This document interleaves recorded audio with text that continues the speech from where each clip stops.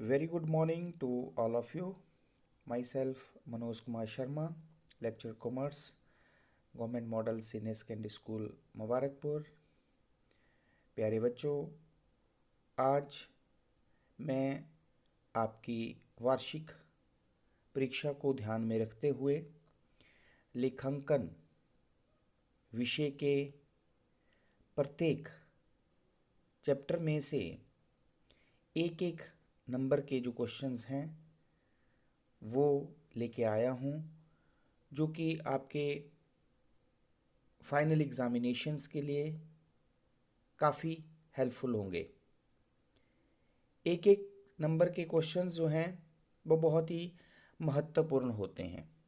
इस तरह के क्वेश्चंस ही आपको फाइनल एग्ज़ामिनेशन में पूछे जाएंगे, इसलिए आप इस वीडियो को बार बार देखें, जिससे फाइनल एग्ज़ामिनेशन के लिए आपकी तैयारी जो है वो ठीक ढंग से हो जाएगी। तो let we start the part 1 of this MCQ question series. The first question is, निम्न में से लेखांकन की शाखा कौन सी है? Which is accounting branch from the following? वित्तीय लेखांकन फाइनेंशियल अकाउंटिंग, प्रबंधकीय लेखांकन मैनेजमेंट अकाउंटिंग, लागत लेखांकन कॉस्ट अकाउंटिंग, उपरोक्त सभी या ऑल ऑफ अबव। तो इस क्वेश्चन का सही आंसर है उपरोक्त सभी, अर्थात वित्तीय लेखांकन, प्रबंधकीय लेखांकन और लागत लेखांकन, ये सभी जो है वो लेखांकन की शाखाएं हैं। नेक्स्ट क्वेश्चन इज, लेखांकन है accounting is only an art, केवल कला है। ओनली साइंस, केवल विज्ञान है। आर्ट एंड साइंस बोथ, कला एवं विज्ञान दोनों है। और ना कला ना विज्ञान, नीदर आर्ट नॉर साइंस। तो लेखांकन जो है वो कला एवं विज्ञान दोनों है। विज्ञान इसलिए है क्योंकि लेखांकन के अपने सिद्धांत हैं, मान्यताएं हैं, परंपराएं हैं। और कला इसलिए है क्योंकि इन सिद्धांतों को, लेन देनों को लेखा पुस्तकों में लिखने के लिए जो है वो व्यक्तिगत रूप से प्रयोग किया जाता है। लेखांकन का कार्य शुरू होता है, अकाउंटिंग स्टार्ट्स, जहां वही खाते का कार्य शुरू होता है। Where the work of book keeping begins, जहां वही खाते का कार्य समाप्त होता है। Where the work of book keeping ends, जहां वही खाते लिखे नहीं जाते हैं। Where the books are not written, और जहां वही खाते रखने का उद्देश्य नहीं होता है। Where there is no object of keeping the books. तो सही आंसर जो है, accounting starts where the work of book keeping ends. लेखांकन वहाँ शुरू होता है जहाँ वही खाते का कार्य समाप्त हो जाता है। लेखांकन के अंतर्गत आने वाला कार्य है, the work which is included in accounting are, व्यापारिक लेन देनों को जर्नल में लिखना, to record the business transaction into journal, व्यापारिक लेन देनों की खाता बही में खतौनी करना, to post the business transaction into ledger, खाता बही में खोले गए खातों के शेष निकालना, to balance the accounts open in the ledger, और लाभ हानि खाता तथा स्थिति विवरण बनाना, to prepare the profit and loss account and balance sheet. तो लेखांकन के अंतर्गत जो है वो लाभ हानि खाता बनाना और स्थिति विवरण बनाना शामिल होता है। तो फोर्थ ऑप्शन जो है वो इसका सही आंसर है।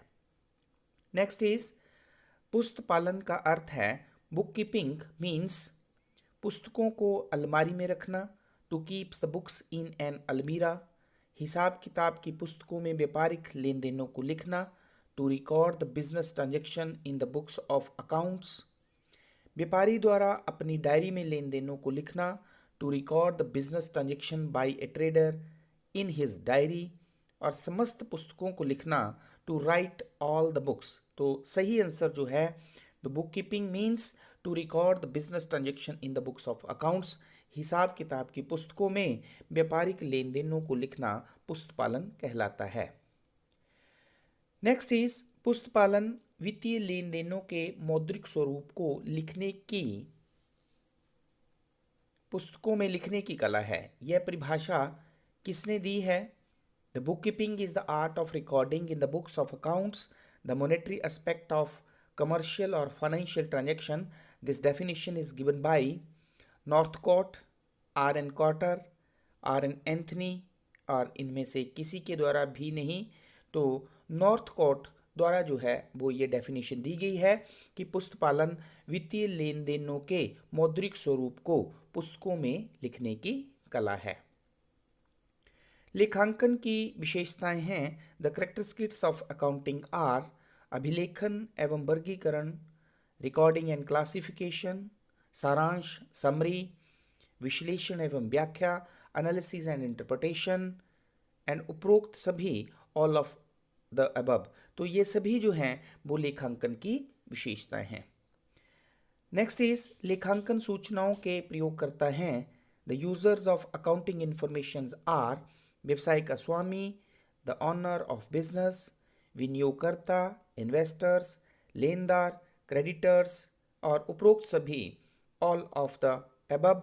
तो ये सभी ऑनर्स, इन्वेस्टर्स, क्रेडिटर्स जो हैं वो लेखांकन सूचनाओं का प्रयोग करते हैं।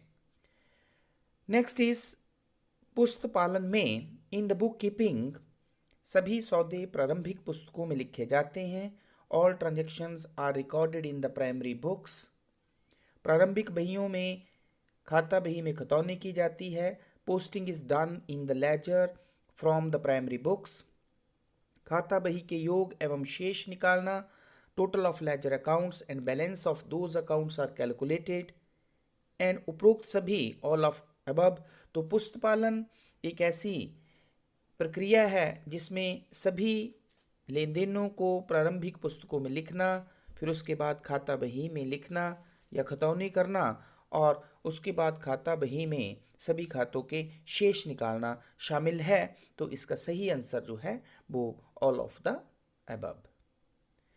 नेक्स्ट इज लेखांकन में लेखा होता है अकाउंटिंग रिकॉर्ड्स, वित्तीय व्यवहारों का, फाइनेंशियल ट्रांजैक्शंस का, वित्तीय एवं गैर वित्तीय व्यवहारों का, financial and non financial transactions का, उपरोक्त कोई नहीं, नन ऑफ द अबव, और एक और दो दोनों, ए एंड बी अबव।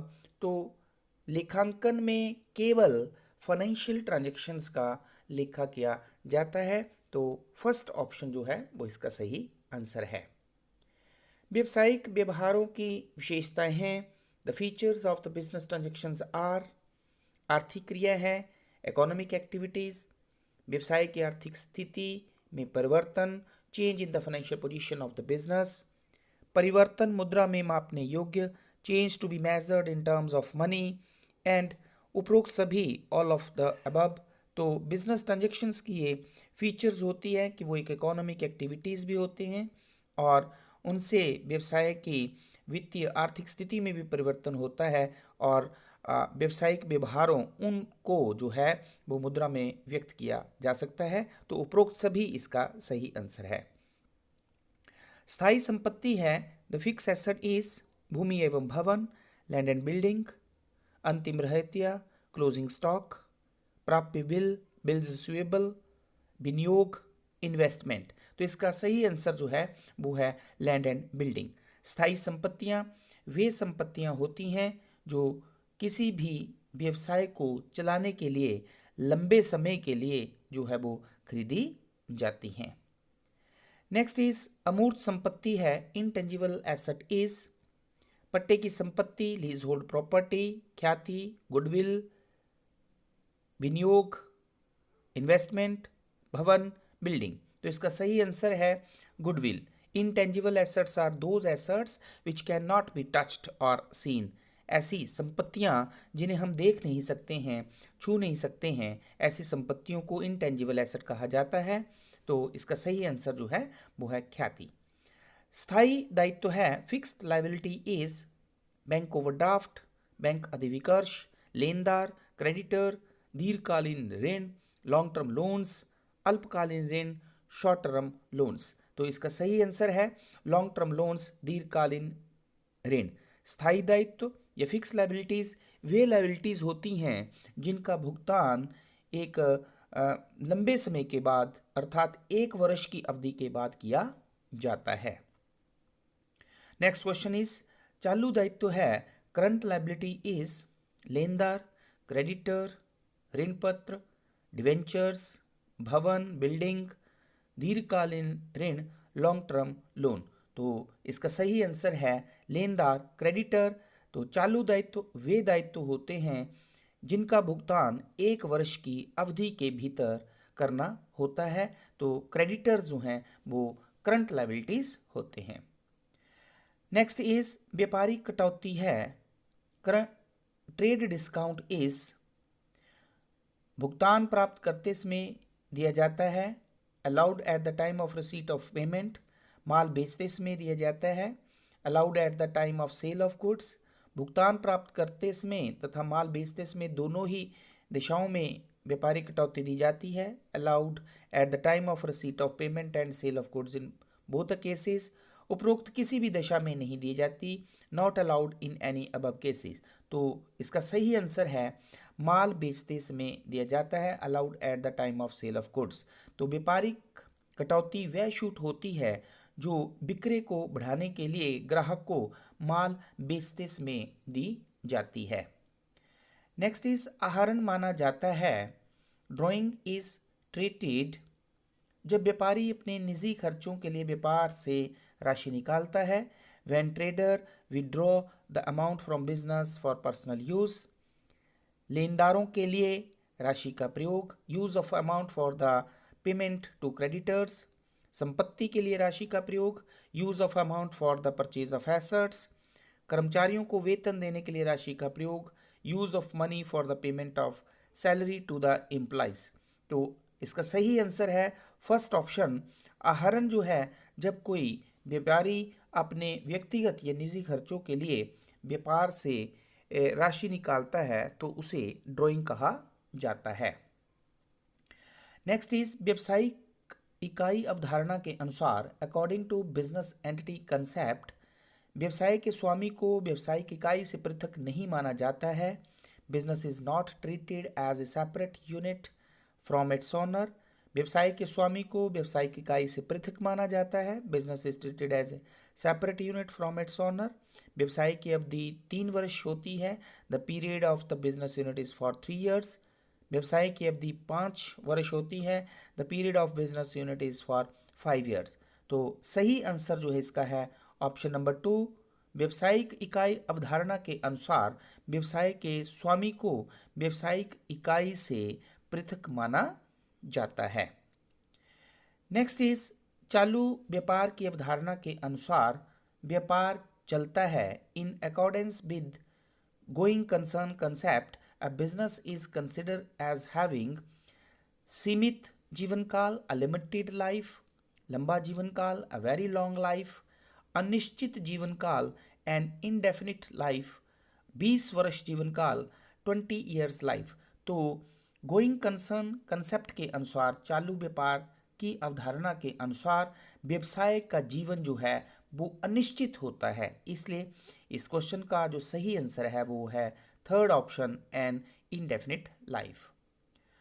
आयकर की दृष्टि से लेखा वर्ष होता है from the point of view of income tax authority accounting year is प्रतिवर्ष दिवाली, एवरी ईयर दीपावली, प्रतिवर्ष दशहरा, एवरी ईयर दशहरा, 1 अप्रैल से 31 मार्च, from 1 April to 31 March, and उपरोक्त में कोई नहीं, नन ऑफ द अबव। तो आयकर की दृष्टि से जो है वित्तीय वर्ष वह वर्ष होता है जो 1 अप्रैल से शुरू होता है और 31 मार्च को जो है वो खत्म होता है। नेक्स्ट इज दोहरा लेखा प्रणाली के जन्मदाता थे। The gave birth to double entry system, Lucas Pacioli, Batliboi, Marshall, एदेन पिलिक्स। तो सही आंसर जो है वो लूकस पेसियोली द्वारा जो है वो दोहरा लेखा प्रणाली का जो है वो के सिद्धांतों का वर्णन किया गया है। नेक्स्ट इज एक सौदे में पक्ष होते हैं। Aspects of a transactions are 1 एक, 2 दो, 3 थ्री, 4 4। तो according to double entry system जो है वो प्रत्येक कोई भी व्यावसायिक लेन देन जो व्यवसाय में होगा उसके दो पक्ष होते हैं, एक डेबिट और क्रेडिट। पाने वाले को डेबिट और देने वाले को क्रेडिट कहा जाता है। देन वे वस्तुएं जिनमें व्यापारी व्यापार करता है कहलाती हैं। The commodities in which the trader deals are called संपत्ति, एसेट्स, माल, गुड्स, पूंजी, कैपिटल, क्रय, परचेजेस। तो वे सभी वस्तुएं जिनमें कोई व्यापारी व्यापार करता है वे गुड्स कहलाती हैं। तो इस तरह से आज के इस पार्ट 1 एमसीक्यू वीडियो में आपने डिफरेंट क्वेश्चन जो हैं वो एमसीक्यू देखे। तो इन्हें आप बड़े ध्यान से समझें, सुने और फाइनल एग्जामिनेशन के लिए ये क्वेश्चन जो हैं वो बहुत इम्पॉर्टेंट हैं। तो इन क्वेश्चंस को जो है वो आप ज़रूर सुने और समझें। Thank you very much.